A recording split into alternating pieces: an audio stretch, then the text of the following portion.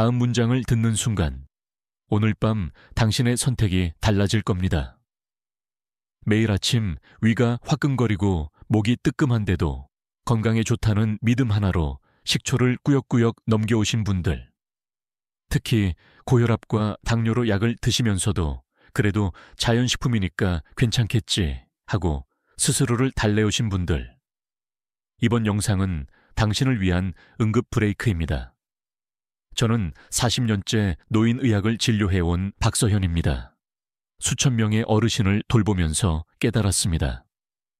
식초는 약이 될 수도 독이 될 수도 있습니다. 그리고 그 갈림길은 무엇을 언제 어떻게 마시느냐에서 아주 조용히, 그러나 잔인하게 갈라집니다. 지금부터 제가 진료실에서 목격한 실제 이야기와 의학 논문으로 검증된 사실을 함께 엮어 좋은 식초를 진짜 약으로 바꾸는 방법과 반대로 좋은 식초조차 독으로 만들어버리는 5가지 실수를 순서대로 알려드리겠습니다. 마지막에는 지금 바로 따라할 수 있는 1분 수칙을 정리해 드릴 겁니다. 한 가지 약속만 해주세요. 중간에 멈추지 마세요. 끝에 한 문장이 오늘 밤 당신의 위벽을 지켜줄 겁니다. 우선 오해부터 풀고 가야 합니다. 식초는 분명히 장점이 있습니다. 전분이 많은 식사와 함께 적절히 섭취하면 식후 혈당 상승을 완만하게 만들 수 있고 위 배출을 지연시켜 포만감을 조금 더 오래 가져가도록 돕는다는 연구들이 있습니다. 1918년 유럽 임상영양학 저널에 실린 연구에서는 식사에 식초 아세트산을 더했을 때 혈당과 인슐린 반응이 낮아지고 그 기전으로 위 배출 지연 가능성이 제시됐습니다. 2007년 당뇨병 전문지 디아베틱 케리의 소규모 연구에서는 취침 전에 소량의 식초를 섭취한 2형 당뇨 환자군에서 다음날 아침 공복 혈당이 유의하게 낮았다는 결과도 보고됐죠. 하지만 여기서 잠깐 아주 중요한 전제가 있습니다. 이 점들은 희석, 타이밍, 용량이라는 안전벨트를 제대로 맨 경우에만 관찰되었습니다. 안전벨트를 풀어버리는 순간 식초는 이득보다 손해를 더 크게 가져옵니다. 자, 이제부터는 많은 분들이 무심코 저지르는 실수 톱5를 덜 위험한 것부터 가장 위험한 것까지 카운트다운으로 짚어보겠습니다. 5번째 실수는 식사 직후에 들이키는 한 잔입니다. 예전에 74세 김말순 할머니가 속이 자주 더부룩해 제 진료실을 찾으셨습니다. 박 원장님, 밥 먹고 식초 한 잔 마시면 소화가 잘 돼요. 실제로는 그 반대였습니다. 식사 직후에는 위산이 음식물 소화를 위해 가장 활발히 분비됩니다. 이때 산성의 식초가 추가되면 산성 부담이 겹겹이 쌓이면서 약해진 위점막을 자극하고 반복되면 미세한 미란이 생기고 어느 날은 통증 한번 크게 오면서 해부학 교과서에나 나올 법한 궤양이 얼굴을 내밉니다. 김 할머니는 식후 식초를 끊고 필요할 때는 식사 1시간 이상 지난 뒤 반드시 충분히 희석해 마시도록 바꿨습니다. 석 달 뒤 내시경 재검에서 빨갛게 까였던 점막이 깨끗해진 걸 함께 확인했지요. 그럼 식후엔 절대 안 되나요? 꼭 절대라고 말하고 싶지는 않습니다. 다만 고령자에게서 위점막은 젊을 때보다 얇고 회복력이 떨어집니다. 여기에 산성 자극을 겹치면 위험은 기하급수적으로 올라갑니다. 선택은 분명합니다. 식사 직후는 피하세요.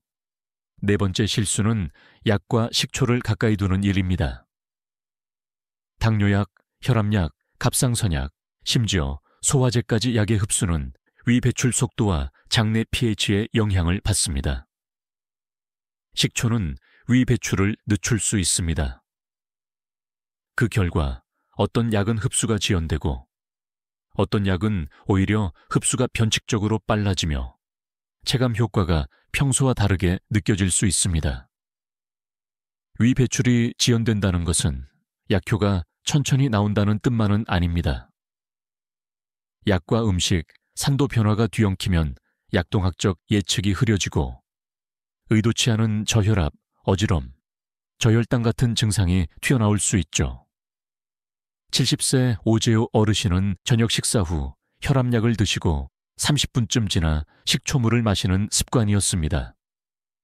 어느 날 저녁 갑자기 휘청하며 앉아버렸고 맥박은 느려지고 혈압은 평소의 절반 가까이 떨어졌습니다. 응급실 평가에서 뇌출혈은 아니었고 새로 추가된 약도 없었습니다. 약 복용 타이밍을 정리하고 식초는 약 복용 전후 최소 2시간 간격을 지키도록 바꾼 뒤로 같은 에피소드는 사라졌습니다. 여기서 저는 단정하거나 과장하지 않겠습니다. 식초가 특정 약의 독성을 증폭시킨다는 식의 과격한 주장을 하려는 게 아닙니다. 다만 식초가 위 배출과 위장 환경을 바꿀 수 있다는 점, 그리고 다약제 치료 중인 고령자에게 그 작은 변화가 큰 파장으로 번질 수 있다는 점을 명확히 기억해 주십시오. 관련 연구에서 식초가 위 배출을 지연시켰다는 데이터가 있고 이론상 약 흡수에 영향을 줄 수 있습니다. 그러니 원칙은 간단합니다. 약과 식초 사이엔 거리를 두십시오. 특히 저혈압, 저혈당 위험이 있는 분은 더 조심하셔야 합니다. 세 번째 실수는 공복 식초입니다. 아침에 눈 뜨자마자 빈 위장에 바로 들어가는 산. 젊은 위장이라면 한두 번은 버틸지 모릅니다. 그러나 60대 이후에 위점막은 얇아지고 혈류도 줄어 회복이 더딥니다. 윤미자 할머니는 공복에 마시면 혈당이 더 잘 내려간다는 글을 보고 새벽마다 식초물을 들이켰습니다. 석 달쯤 지나면서 타는 듯한 속쓰림이 시작됐고 기억 후 한밤중에 참지 못하고 응급실로 오셨습니다. 검사에서 깊은 궤양은 아니었지만 점막 손상과 심한 염증 소견, 빈혈이 함께 확인되었습니다. 공복 상태에서는 보호막이 얇아져 있습니다. 여기에 강한 산을 붓는 행위가 안전할 리 없습니다. 공복만 피하면 된다고 단순화하고 싶지 않지만 한 가지만큼은 분명히 말할 수 있습니다. 아침 첫 모금은 물이어야지 식초가 되어서는 안 됩니다. 이제 두 번째 실수로 가보겠습니다. 무엇을 마시느냐의 문제입니다. 라벨에 뭐라고 쓰여 있는지 우리는 얼마나 꼼꼼히 보나요? 양조식초, 발효식초처럼 식재료를 발효해 얻은 식초가 있는가 하면 합성식초, 빙초산처럼 공정상 합성 아세트산을 희석해 만든 제품도 있습니다. 여기서 저는 음모론을 이야기하지 않겠습니다. 다만 강한 산성을 띠는 제품을 장기간 고용량으로 희석 없이 섭취할수록 구강치아, 식도 위장 점막 자극과 손상 위험이 커진다는 점은 분명한 사실입니다. 치아의 범랑질은 pH 5.5 탈회가 시작되고 식초류는 대개 pH 2분 3대의 강한 산입니다. 실제로 다양한 식초가 인간 범랑질에 부식성을 보였다는 실험 연구들이 있고 8주간 일상적 식초 섭취가 치아 마모에 기여할 수 있음을 시사한 임상 데이터도 있습니다. 그러니 선택의 기준은 뚜렷합니다. 가능하면 발효 원료와 제조 과정이 명확한 제품을 고르고 음용을 목적으로 할 때는 반드시 충분히 희석해 드십시오. 그리고 무엇보다 치아를 위해 마신 뒤엔 물로 입을 헹구십시오. 치아는 뼈보다 회복이 더디고 한번 다르면 되돌리기 어렵습니다. 그리고 마침내 가장 위험한 첫 번째 실수입니다. 원액을 진하게 한 번에. 저는 평생 잊기 힘든 새벽 전화를 몇 통 받았습니다. 선생님, 식도가 타들어간 환자분이 도착했습니다. TV 프로그램을 보고 바로 실행했던 어떤 어르신은 사과식초 원액을 벌컥벌컥 들이켰다가 입과 목, 식도, 위에 깊은 화상을 입고 중환자실에서 한 달 넘게 고생하셨습니다. 우리는 보통 식초를 식재료로 상상하지만 농도와 용량을 무시하면 식초는 화학적 화상, 즉 부식성 식도염을 일으킬 수 있는 강한 산이 됩니다. 논문에도 기록으로 남아 있습니다. 상업용 식초 음료나 식초 제제, 알약 포함로 인한 식도 손상과 심지어 파열까지 보고된 사례가 있었습니다. 그분들 대부분은 건강에 좋다는 믿음 하나로 시작했습니다. 그러나 사는 신념을 가리지 않습니다. 원칙은 간단합니다. 원액은 절대 금지. 희석은 과할수록 안전합니다. 그리고 한 번에 많이 마시지 마십시오. 자, 여기까지 들으셨다면 이런 생각이 드실 겁니다. 그렇다면 도대체 어떻게 마셔야 하죠? 아예 끊는 게 답인가요? 아닙니다. 저는 금지보다 방법을 말하고 싶습니다. 식초의 장점을 취하고 단점을 최소화하는 5가지 안전 수칙. 40년 진료 끝에 환자분들과 함께 다듬어온 실전 가이드라인을 정리해 드리겠습니다. 첫째, 공복은 피하십시오. 아침 첫 모금은 물, 식초는 최소 식후 1시간 이후. 위에 음식이라는 보호막이 있어야 합니다. 둘째, 충분히 희석하십시오. 최소 1대 2시, 즉 식초 한 숟가락에 물 1컵 이상을 기준으로 삼으세요. 셋째, 과량을 경계하십시오. 희석의 기준 하루 반 컵이면 충분합니다. 넷째, 라벨을 읽으십시오. 원료와 제조법이 분명한 발효, 양조 제품을 고르고 향료, 첨가물 산도, 조절제가 많은 제품은 가급적 피하세요. 다섯째, 약과 거리를 두십시오. 약 복용 전후 최소 2시간 혹은 담당 의사 약사와 상의 후 개인화된 강역을 정하세요. 특별히 당뇨 환자에서 식초는 위 배출 지연을 통해 혈당에 영향을 줄 수 있으므로 인슐린이나 설포뇨소제 등 저혈당 위험 약제를 쓰는 분은 더 조심해야 합니다. 그리고 마지막 보너스 수칙, 치아를 지키기 위해 빨대를 사용하고 마신 뒤에는 반드시 물로 가볍게 헹구십시오. 이 단순한 습관 하나가 당신의 범랑제를 지켜줍니다. 이쯤에서 우리는 한 걸음 더 깊은 질문을 던져야 합니다. 나는 왜 식초를 마시려 하는가? 혈당, 소화, 체중. 목표가 분명해질수록 방법은 안전해집니다. 혈당 조절을 위해서라면 전분이 많은 식사를 할 때 샐러드 드레싱처럼 희석한 식초를 곁들이는 방식이 비교적 안전합니다. 취침 전 혈당이 걱정된다면 본인 질환과 약물, 위장 상태를 점검한 뒤 담당 의사와 상의하여 소량을 시도할 여지가 있습니다. 반대로 역류성 식도염, 위궤양 병력이 있거나 저칼륨 혈증 신장 질환, 치아 민감도가 있는 분들은 식초 섭취가 맞는 전략인지 재검토해야 합니다. 식초가 맞는 키는 아닙니다. 건강은 한 가지 성분이 아니라 수면, 운동, 식사, 사회적, 연결 약물, 수능도라는 5개의 다리로 서 있습니다. 식초는 그 위에 얹는 작은 양념일 뿐입니다. 이제 진료실에서 있었던 3사람의 작은 전환점을 짧게 들려드리겠습니다. 김말순 할머니는 식후 한 잔의 습관을 식후 90분, 1-20 희석, 소량으로 바꾸고 저녁 산책 20분을 더했습니다. 석 달 뒤 속쓰림이 잦아들고 공복 혈당이 7룡 정도 내려앉았습니다.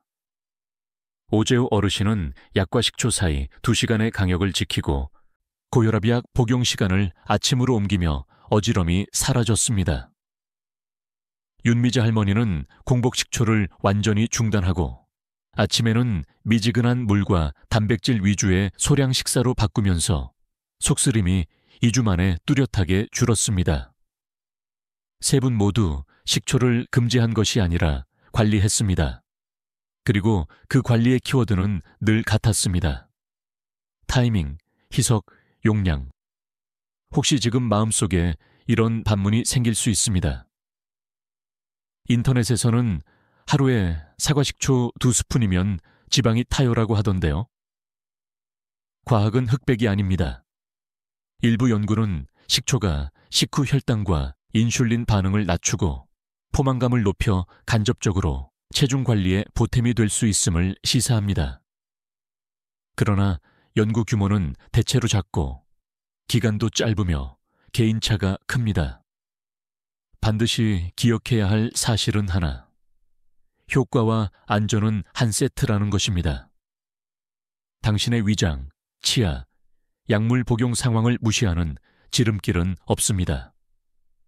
식초 한 병을 비우는 속도가 빠를수록 병원 대기실에서 보내는 시간도 늘어날 수 있습니다. 그래서 저는 늘 같은 말을 되풀이합니다. 식초는 습관의 일부로 작은 양으로 느리게. 여기까지 듣고 난 지금 당신은 이미 절반의 안전을 손에 넣었습니다. 남은 절반은 실행입니다.